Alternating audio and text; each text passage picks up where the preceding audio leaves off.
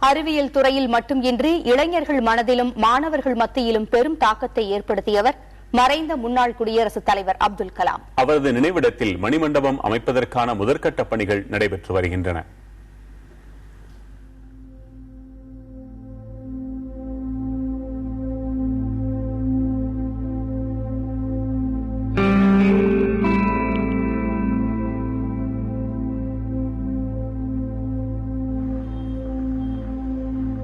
ராமேஸ்வரம் பேக்கரும்பு பகுதியில் முன்னாள் குடியரசுத் தலைவர் அப்துல் கலாமின் உடல் அடக்கம் செய்யப்பட்ட இடத்திற்கு நாள்தோறும் ஏராளமானவர்கள் வந்து அஞ்சலி செலுத்திச் செல்கிறார்கள்.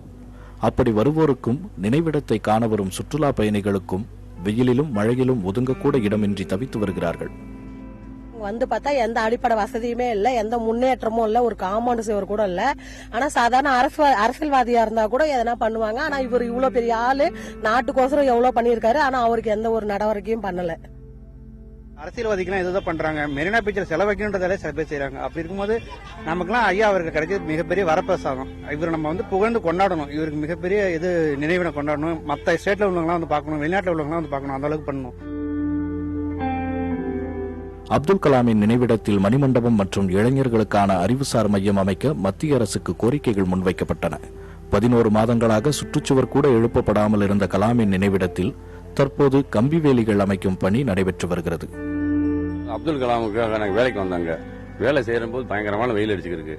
வெயில் அடிச்சுக்கிறதால எத்தனையோ கட்டடங்கள்லாம் கட்டிருக்கான், எத்தனையோ போய் வேலை செஞ்சிருக்கான். ஆனால் ரொம்ப மன நிறைவோட சந்தோஷமா வேலை செய்யறதுக்கு இருக்கு. எங்களுக்கு பக்தியாகவும் இருக்கு. அதை நினைச்சா எங்களுக்கு பெருமையாகவும் இருக்கு. நாள்தோறும் ஆயிரக்கணக்கான சுற்றுலா பயணிகள் வந்து செல்லும் கலாம் நினைவிடத்தில் குடிநீர் உள்ளிட்ட அடிப்படை வசதிகளை நிறைவேற்ற வேண்டும் என்ற கோரிக்கையும் வலுப்பெற்று வருகிறது. ஒரு நல்ல ஒரு நிழலை சீக்கிரமா கட்டி கொடுக்கறதுக்கும், வர்ற யாத்திரைகள் தங்கி நிழல நின்று போறாப்லையும் அவருக்கும் சீக்கிரமே ஒரு பெரிய மணிமண்டபங்களை கட்டி தந்தா நல்லா இருக்கும். இந்த கிராம மக்கள் அதைத்தான் விரும்புறாங்க. இப்பதான் பவுண்டேஷன் பண்ணி அதற்கு ஒரு வேலி கட்டிக்கிட்டு இருக்கிறாங்க. வேலையை துவங்கியிருக்காங்க. ஆனா இப்ப சந்தோஷமா இருக்கு.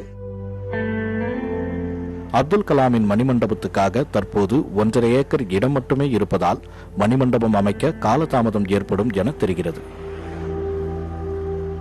இது குறித்து அதிகாரிகளிடம் கேட்கும்போது என்ன சொல்றாங்கன்னா, நாங்க அதாவது இந்த இடத்துல மணிமண்டபம் அறிவுசார் மையம் அமைக்க சுமார் ஒரு 5 ஏக்கர் இடம் தேவை.